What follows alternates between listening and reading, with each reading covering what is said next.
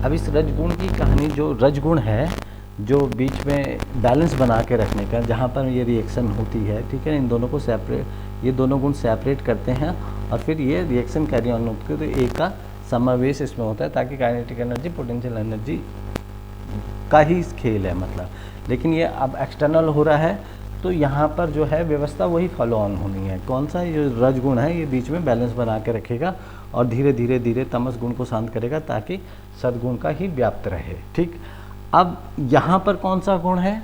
तो अब यहाँ पर जो मानव है, मानव को अभी जो मानव के सेल में वो आयरन काम करता है सेंटर में, ये एज ए कैटलिस्ट काम करता है। यहाँ सल्फर कैटलिस्ट की काम करता है और यहाँ पर मैग्नीशियम कैटलिस्ट की तरह काम करता है। ठीक है ना। जब भी एनर्जाइज मॉलिक्यूल होता है तो अगर ये आता है, ये सब अपनी इन्फॉर्मेशन वो इसको जैसे इन्फॉर्मेशन कलेक्ट होती है इसमें एक्टिवेशन शुरू हो जाता है और ये वेस्ट जो प्रोडक्ट होता है अब धीरे धीरे धीरे इनका अपग्रेडेशन हो गया। ऐसा नहीं रजगुण हम ही मानव पहले आए होंगे इस पृथ्वी में, नहीं, इससे पहले रजगुण किस पे था? डायनासोर्स पे रहा करता था।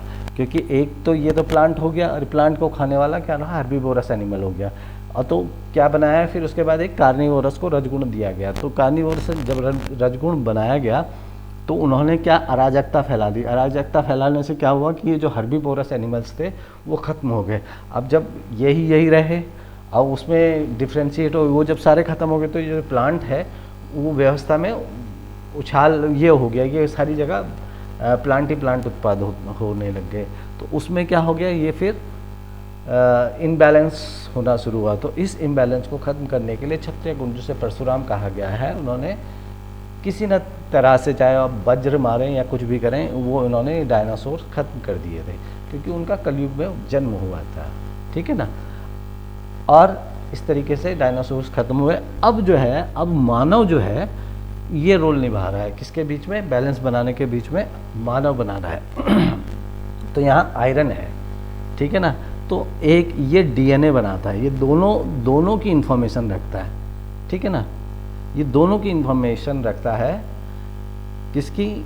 इसकी भी और इसकी भी, दोनों के। इसलिए इसमें डीएनए होता है। इसमें अगर एमआरएनए बोलेंगे, इसमें आरएनए रहता है, तो इसमें डीएनए होते हैं, डायराइबो न्यूक्लिक एसिड, जो जेनेटिक मटेरियल की तरह, ये जेनेटिक मटेरियल है सबका, ठीक है ना। यहीं से विकास शुरू हुआ है। ठीक, तो ये तो हो गया इसका। अब यही जो आज की स्थिति, जो कोरोना की स्थिति भी आज इसी स्थिति में है कि कोरोना जो प्रोटीन मॉलिक्यूल है अब वो जाए किधर? ठीक है ना। अब भाई अगर वो एनिमल से यहाँ प्लांट में बना होगा, यहाँ अगर बना होगा कहीं सी से, तो फिर प्लांट ने ऑब्जॉर्व करा, उसके बाद वहाँ के सी एनिमल्स ने ऑब्जॉर्व करा और उसके बाद वो वेस्ट के रूप में और वहाँ की इन्फॉर्मेशन कलेक्ट करने के बाद अब भी वो एक्टिव, अगर वो ह्यूमन बीइंग में आ गया, यानी उस अवस्था वहाँ उनके समाज में आ गया है और वो अंदर जाके उसको आदमी को वो कर रहा है, इफ़ेक्ट कर रहा है। अब इफ़ेक्ट करने का मतलब है, तो ये हम जब कोरोना के बारे में पढ़ेंगे तो ज़्यादा बेटर तब समझा पाएंगे। अभी फ़िलहाल हम ये कर लेते हैं क्योंकि वो है, पहले हम व्यवस्था पढ़ लेते हैं। व्यवस्था से पहले ऊर्जा शास्त्र पढ़ लेंगे, उसके बाद व्यवस्था पढ़ेंगे, फिर कोरोना तो लास्ट में है, फाइनलाइज करने वाली बात है तो, ठीक है ना। तो ये स्थिति है। तो यानी सद्गुण, तम गुण ने किसको? जो मैग्नीशियम, जिसमें हाइड्रोकार्बन जो बीच में मैग्नीशियम बैठ गया है, ठीक है ना, जिस पे एक एज ए कैटलिस्ट काम कर रहा है, तो इसका मतलब वो एनिमल सेल को क्रिएट करा इसने। और इसने किस सेल को क्रिएट करा? प्लांट सेल को। और ये जो आयरन का सेल है ये इसमें मानव की, ठीक है ना, मानव सेल को क्रिएट कर लिया है। अब ये पूरा का पूरा क्रिएशन अब धीरे धीरे डेवलपमेंट होता रहेगा और मानव भी, जानवर भी और मानव भी और वनस्पति भी बनती रहेगी। ठीक है ना। ये ठीक, ये तो हो गया। अब हम पढ़ते हैं कि भाई ये व्यवस्थाएं, ये व्यवस्था हुई होगी तो इसमें ऊर्जा का जो फ्लो होगा वो कैसे, यानी वास्तुशास्त्र कौन सा लगा होगा? इधर वास्तुशास्त्र होगा, उधर वास्तुशास्त्र होगा, पूरे ब्रह्मांड में कौन सा वास्तुशास्त्र लगा होगा जहाँ एनर्जी फ्लो की डायरेक्शन क्या होगी? ठीक है, ये फिजिक्स है। अब यहाँ फिजिक्स पढ़नी पड़ेगी। जेनेटिक तो हम बाद में पढ़ेंगे, जेनेटिक तो पढ़ ही लिया हमने, केमिस्ट्री भी पढ़ ली। अब हम फिजिक्स पढ़ने वाले हैं। फिजिक्स में मतलब एनर्जी फ्लो ऑफ एनर्जी, कहाँ से किधर की ओर चलती है, ठीक है ना। अब क्योंकि वही तो व्यवस्था बनाएगी। अगर आप किसी एक्सटर्नल वर्ल्ड में हो तो वहाँ कोई ना कोई व्यवस्था तो होगी, और व्यवस्था कौन सिखाएगा? फ्लो ऑफ एनर्जी, वास्तुशास्त्र सिखाएगा, है ना। पहले उसे वास्तुशास्त्र कहते हैं। अगर आप वास्तुशास्त्र के अकॉर्डिंग चलोगे तो सब कुछ बढ़िया रहेगा, ठीक है ना। तो आइए अब जरा हम वास्तुशास्त्र पढ़ते हैं यहाँ, सॉरी, वास्तुशास्त्र, इसको कहते हैं flow of energy, flow of energy. ये कई मिथक तोड़ने वाला है विज्ञान के, क्योंकि विज्ञान के मिथक इसलिए टूटेंगे कि दो चीज़ें, हम फिर से कह रहे हैं कि हम किस काल में चलते हैं, हम चलते हैं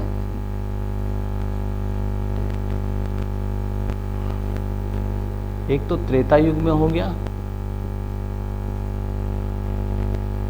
दूसरा द्वापर युग हो गया, ठीक है, तीसरा कलयुग हो गया, ठीक है। अब इसमें जरा एनर्जी फ्लो सिस्टम समझते हैं, वास्तुशास्त्र क्या है, मतलब दोनों जगह एनर्जी का सिस्टम क्या है। यहाँ तो बैलेंस है, यहाँ तो ऊर्जा, दोनों ही ऊर्जा EM is equal to magnet, electro is equal to magnetic, यानी पॉजिटिव और नेगेटिव दोनों बराबर हैं। यहाँ एक ही रहेगा, सम रहेगा, किसी भी प्रकार का कुछ नहीं होगा, ठीक है ना। यहाँ पर सिर्फ ऊर्जा बनती रहेगी और यहाँ सिर्फ समागम होता रहेगा, ठीक है ना। इसको चेतना कहते हैं, यहाँ चेतना जगेगी, ठीक है ना। Flow energy, flow of energy वो अपनी साइड चली जाएगी, ये अपनी साइड जाएगी, यहाँ फ्लो नहीं होता है, यहाँ से समागम होता है, ठीक है ना। चेतना जगती है और मैटर बनता है, ठीक है। यहाँ क्या होता है, यहाँ क्या होता है, इन दोनों के बीच में सेपरेशन आ जाता है, ठीक है ना। यानी ज्ञान अलग हो गया और विज्ञान अलग हो गया, ठीक है ना। तो विज्ञान को लीड क्या करती है, काइनेटिक एनर्जी, और इसको पोटेंशियल एनर्जी, ये हमने बता दिया था। तो कैसे, ये प्रेशर है, ठीक है ना। अगर ये ज्ञान प्रेशर है, इसमें क्या क्या है, इसमें फोर्स भी है और ऊर्जा भी है, ठीक है ना। ये ऊर्जा का संकेत है, तो इसे पोटेंशियल एनर्जी क्या है, इसकी डायरेक्शन हमेशा ऊपर की तरफ रहती है और इसकी नीचे की तरफ रहती है। और यहाँ पर लाइट है और क्या है, ताप है, यानी हीट एनर्जी है, ठीक है ना। तो यहाँ पर हीट एनर्जी है, यहाँ फोर्स और हीट, ये दोनों दो बैलेंसी बनाते हैं नेगेटिव की, ठीक है ना। और ये दो बैलेंसी बनाते हैं पॉजिटिव की, यानी प्रकाश और ऊर्जा बनाती है।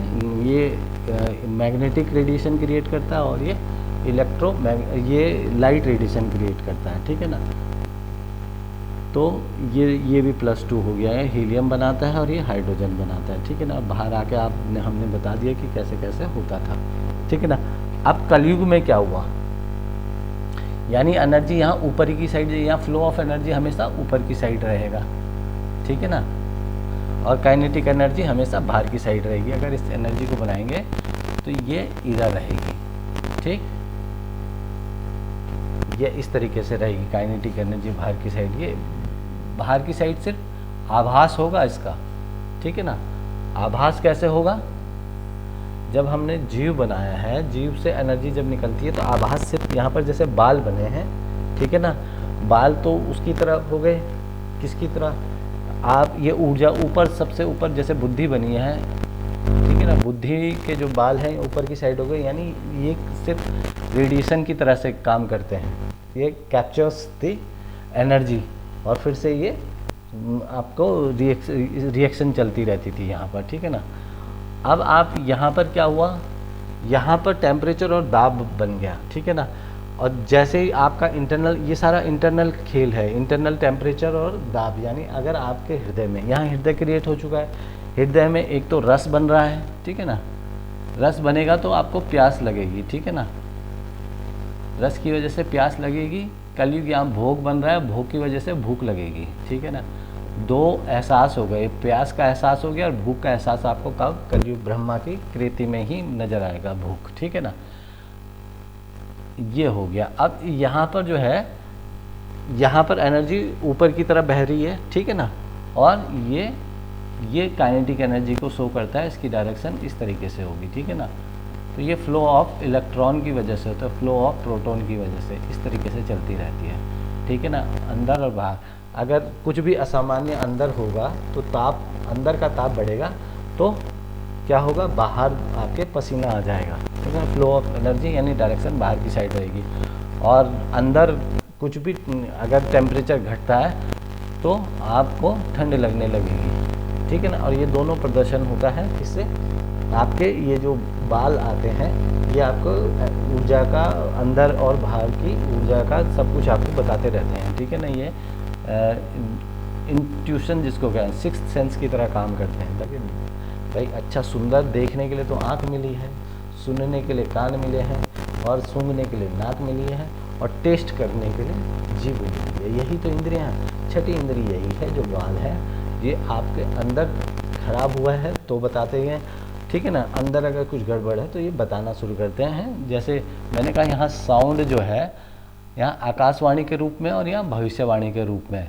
तो जो विज्ञानी है जब अपने संत को देखता है, उसे अंदर का, उसे पहले पता चलता है, यहाँ की जो वाइब्रेशंस है वो जो कैच करता है तो उसे पहले पता है। या तो वो तो साउंड की तरफ से, साउंड की उसमें बोल देगा, उसे भविष्यवाणी कहेंगे, या फिर वो उसके एहसास को, जो वैज्ञानिक उसका जो देखेगा ना, उसके जो रूप चेंज हो रहा है या उससे अजीब। अब संत की बात है, वो सारी चीज़ें जब करता है तो वो पहले ही प्रकृति में होने वाले चेंजेस को पहले ही पढ़ लेता है, ठीक है ना। तो उसके या तो क्रियाकलापों में दिखेगा, या साउंड में दिखेगा, या फिर उसके कलर्स में चेंज दिखेगा, ठीक है ना।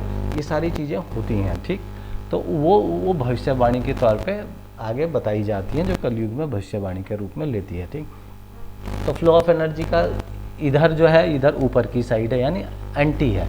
फोर्स नीचे की साइड है, हीट नीचे की साइड है, और जो लाइट है वो ऊपर की साइड है। यहाँ की डायरेक्शन ये है। अब कलयुग में क्या डायरेक्शन होगी, कलयुग की डायरेक्शन को समझिएगा, ठीक है ना। अब इम्पोर्टेंट क्या है, कलयुग की डायरेक्शन। यहाँ तो डायरेक्शन, अब कलयुग में क्या है, कलयुग में जो कुछ चेंजेस हो रहे हैं सब मैटर के ऊपर लग रहे हैं। मैटर के अंदर तो कुछ है नहीं, ठीक है ना।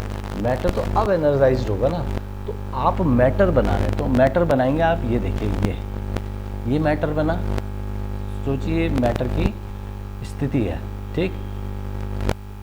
ये मैटर बन गया इस तरीके का, भाई यही तो बनेगा मैटर, ठीक है। इतना पार्ट किस में है, पानी में डिजॉल्व है, और इतना भार है। भाई 72% ही एनर्जी वाटर है, ठीक है ना। बाकी 28% के आसपास क्या है, मैटर है, ठीक। ये पूरे ब्रह्मांड की कंडीशन है। यहाँ मास इज इक्वल टू, यहाँ एनर्जी और दोनों बराबर रहेगी। मास ही कंक्लूड करेगा कि neither mass can be created nor be energy, neither mass can be created as a energy और neither energy can be created as a mass, ठीक है ना। यहाँ तो ये रहेगा, या तो ये एग्जिस्ट रहेगा या फिर खत्म ही हो जाएगा, ठीक है ना। अगर इसकी काइनेटिक एनर्जी कम हो रही है तो पोटेंशियल एनर्जी की बढ़ जाएगी, लेकिन एनर्जी का जो कैलकुलेटिव जो रहेगा वो बराबर रहेगा। लेकिन यहाँ उल्टा है, यहाँ बॉन्ड के टूटने पे एनर्जी निकलती है, एंटी एनर्जी, ठीक है ना। यानी 72% अगर एनर्जी है, 28% मैटर है पूरे ब्रह्मांड में, क्योंकि इसका 2 कॉपी है वहाँ, ठीक।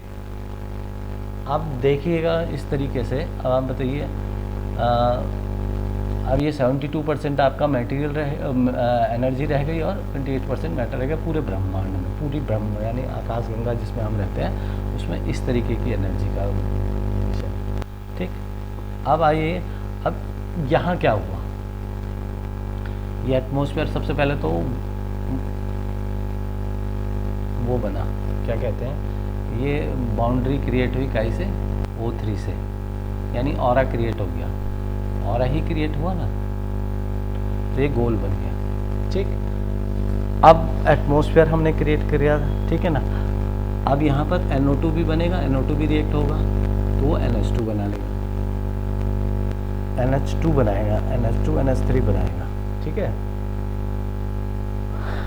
यहाँ पर टेम्परेचर क्या होगा, लोअर टेम्परेचर हो जाएगा, सीधे लोअर टेम्परेचर, ठीक है ना। अब ये मैटर है, इसको थोड़ा सा इधर से बनाते हैं, सेंटर करते हैं।